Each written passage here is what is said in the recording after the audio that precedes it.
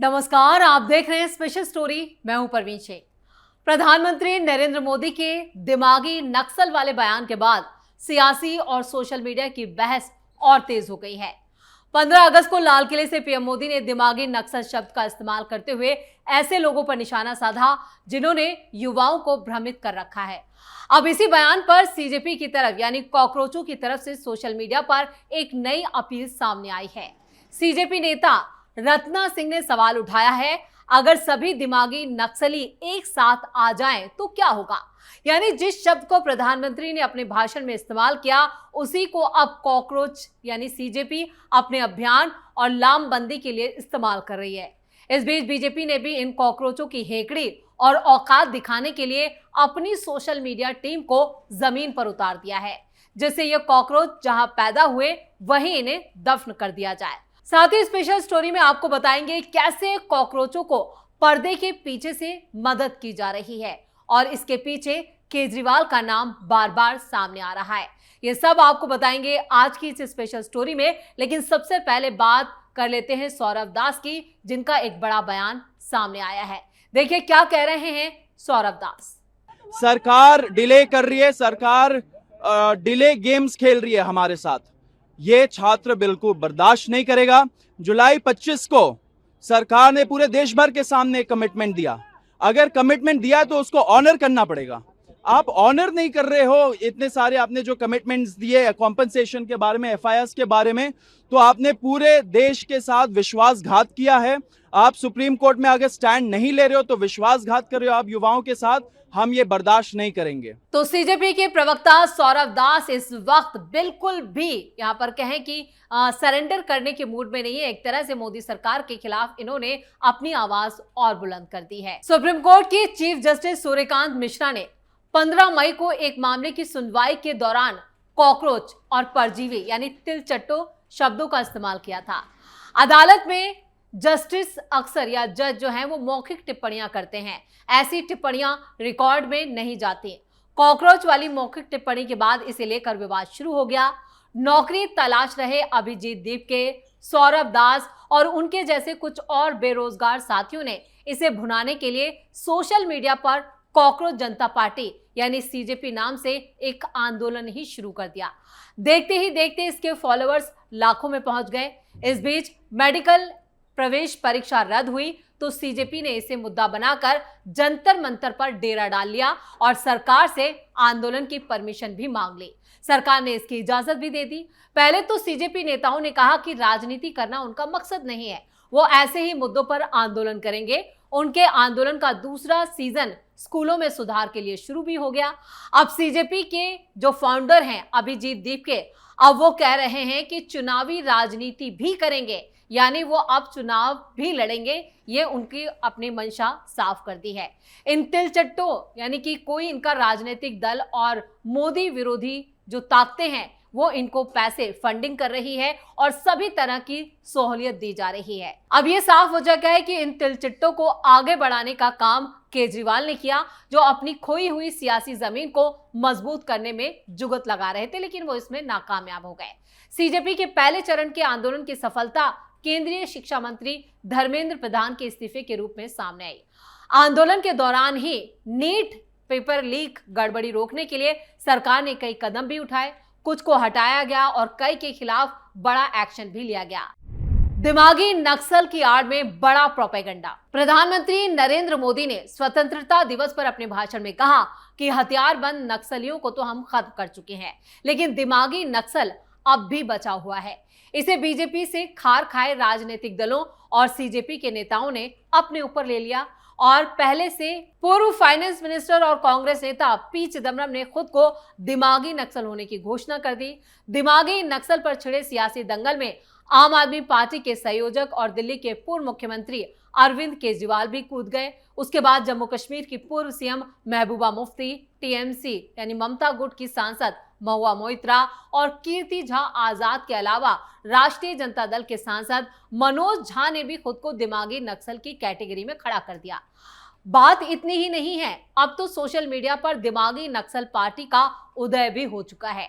PM के बयान के बाद इंस्टाग्राम, एक्स और मेटा पर दिमागी नक्सल पार्टी का रातों रात उदय हो गया। महज 48 घंटे से ज्यादा वक्त के अंदर ही इंस्टाग्राम पर इसके 2 लाख से ज्यादा फॉलोअर्स भी जुड़ गए। कॉकरोच नेता और लीगल मामलों की प्रमुख रत्ना सिंह ने भी दीपके वाली पंक्ति का इस्तेमाल कर दिमागी नक्सल को लेकर एक सोशल मीडिया पर ट्वीट कर दिया। उन्होंने लिखा, क्या होगा यदि सारे दिमागी नक्सल एक साथ आ जाए। असल में ये वही पंक्ति है जिसने अभिजीत दीपके की दिशा बदलने के साथ देश में एक ऐसे छात्र विरोध प्रदर्शन की नींव रख दी जिसकी वजह से पहली बार मोदी सरकार के एक मंत्री को दबाव में आकर इस्तीफा भी देना पड़ा। चीफ जस्टिस की तरफ से एक टिप्पणी में कॉकरोच शब्द का इस्तेमाल किया गया तो दीपके ने अपने सोशल मीडिया हैंडल पर पूछा, क्या होगा अगर सारे कॉकरोच एक साथ आ जाए। उनको इस सवाल पर जो प्रतिक्रिया मिली उसके बाद ही कॉकरोच जनता पार्टी नाम का एक हैंडल बनाया गया जिसने 4 से 5 दिनों में ही सोशल मीडिया पर फॉलोअर्स के मामले में कांग्रेस और बीजेपी तक को पीछे छोड़ दिया।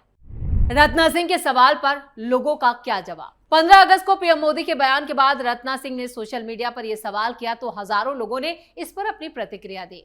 अंकुर नाम के एक सोशल मीडिया यूजर ने लिखा, आइडिया यही है कि सारे दिमागी नक्सल एक साथ बाहर आ जाए और तब उन पर एक ही बार में राष्ट्रव्यापी कार्रवाई हो, यानी इनको कुचल दिया जाए। वहीं मनीषा शर्मा नाम के एक और यूजर ने लिखा, वही जो जंगल के नक्सलों के साथ होता है। वास्तव में युद्ध का मैदान बदलने से परिणाम नहीं बदलता, यानी देश विरोधी ताकतों का सिर्फ एक ही अंजाम होता है और वो होता है इनको मिटा देना, मिट्टी में मिला देना।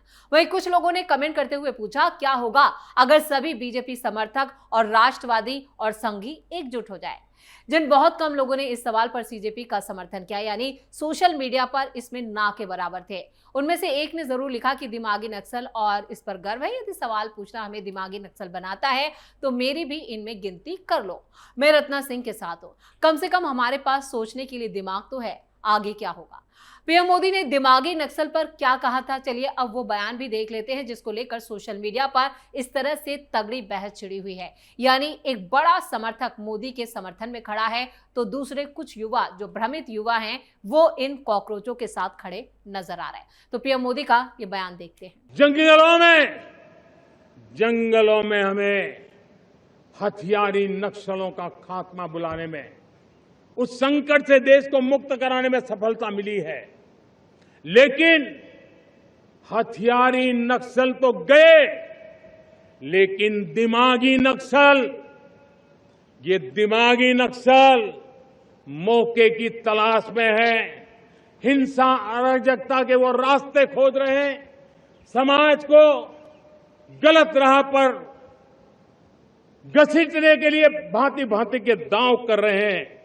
इन दिमागी नक्सलियों को पहचानना होगा, इन दिमागी नक्सलियों को आइसोलेट करना होगा और राष्ट्र को विकसित राष्ट्र बनाने की मुख्य धारा की ओर देश की युवा पीढ़ी को जोड़ना होगा।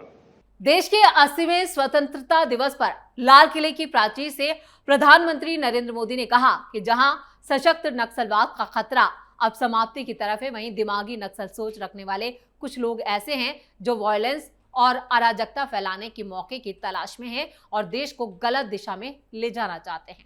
प्रधानमंत्री ने यह भी कहा कि ऐसे लोगों की पहचान कर उन्हें अलग थलग करने की जरूरत है और युवाओं को मुख्य धारा से जोड़ना चाहिए।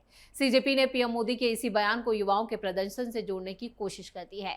सीजेपी के संयोजक सौरभ दास ने कहा कि सिर्फ सरकार पर सवाल उठाने के कारण पढ़े लिखे युवाओं को नक्सली करार नहीं दिया जा सकता। उन्होंने एक्स पर लिखा, प्रधानमंत्री जी, दिमागी नक्सल या ऐसी कोई भी बात काम नहीं आएगी। आप पढ़े लिखे युवाओं को नक्सली वगैरह कैसे कह सकते हैं सिर्फ इसलिए कि वो आपकी सरकार से सवाल पूछते हैं। ये सरासर अहंकार है, उनकी समस्याओं को हल करने में पूरी तरह नाकामी है। वैसे कॉकरोच जनता पार्टी यानी इन कॉकरोचों की अगर बात की जाए तो उनकी कोर टीम के कम से कम आधे पदाधिकारी, जिनमें इसकी राष्ट्रीय कार्य समिति के सदस्य भी शामिल हैं, पहले आम आदमी पार्टी से किसी ना किसी तरह से जुड़े रहे हैं। दीपके का आम आदमी पार्टी से रिश्ता अब फिर से चर्चों में है, क्योंकि सीजेपी ने अपनी राष्ट्रीय कार्य समिति की जो लिस्ट जारी की उसमें सीजेपी की मुख्य टीम में शामिल किए गए 12 सदस्यों में से 6 या तो सीधे आम आदमी पार्टी से जुड़े हैं या उन्होंने सार्वजनिक रूप से आम आदमी पार्टी का समर्थन किया है। आपके प्रवक्ता संजीव झा ने भी यह माना है कि सीजेपी से जुड़े कुछ लोगों का पहले पार्टी से रिश्ता रहा है, लेकिन उन्होंने ये कहा कि वो अब आगे बढ़ चुके हैं और हाल में उनका पार्टी से कोई संपर्क नहीं है। उन्होंने कहा कि हाँ, रिश्ता था लेकिन अब नहीं है। वो आपके साथ थे लेकिन हाल में कोई संपर्क नहीं है। वो नौकरी या पढ़ाई के लिए अपने अपने रास्ते पर चले गए। 2020 में दीप के आम आदमी पार्टी की सोशल मीडिया टीम में शामिल हुए थे, जहां उन्होंने कहा उनके लिए जो काम करते थे उसमें मीम, हास्य और व्यंग पर आधारित राजनीतिक संदेश देने की एक शैली विकसित की। आपके साथ उनके अनुभव ने दीपिका को सोशल मीडिया को राजनीतिक संवाद के एक साधन के रूप में इस्तेमाल करने की शुरुआती समझ भी दी। बाद में यही सीजेपी के काम का एक बड़ा हिस्सा भी बना, यानी सोशल मीडिया पर ही कॉकरोचों का जन्म हुआ। और अभिषेक राका राजस्थान में आम आदमी पार्टी के स्वयं सेवक थे। उन्होंने विचार लेख लिखे और आपकी टोपी पहनकर टीवी बहसों में हिस्सा तक लिया। उन्होंने हमेशा कहा कि वो पार्टी के आधिकारिक प्रवक्ता कभी नहीं रहे, लेकिन उन्होंने माना कि वो आम आदमी पार्टी के स्वयं सेवा करते थे और उन्होंने पार्टी को बता दिया था कि अब वो उससे जुड़े नहीं हैं। वहीं सौरभ दास एक खोजी पत्रकार जरूर हैं, जिन्होंने आम आदमी पार्टी और उसके नेताओं के समर्थन में अक्सर ट्वीट और रीट्वीट किए। सोशल मीडिया पर उनकी गतिविधियों से अरविंद केजरीवाल और आम आदमी पार्टी के कई नेता प्रभावित भी हुए और उनकी तारीफ करते हुए भी नजर आए। यानी कुल मिलाकर सीजेपी जो कॉकरोच पार्टी है, उसका झुकाव कहीं ना कहीं राजनीतिक दलों की तरफ रहा और सवाल उठ रहे हैं कि जब आधे से ज्यादा जो सदस्य हैं वो राजनीति में पहले ही जुड़े थे, इससे इनकी मंशा, इनका मकसद, इनका प्रोपेगेंडा, इनका एजेंडा कुल मिलाकर सब सामने आ जाता है, जो देश विरोधी है, मोदी विरोधी है और बीजेपी विरोधी है, जिसमें रत्ना सिंह भी शामिल है, जिनकी केजरीवाल के साथ कई तस्वीरें नजर आ चुकी हैं। तो स्पेशल स्टोरी में इतना ही। वीडियो कैसा लगा कमेंट करके अपनी राय जरूर दें। वीडियो को लाइक करें, शेयर करें और कैपिटल टीवी को सब्सक्राइब जरूर करें। धन्यवाद।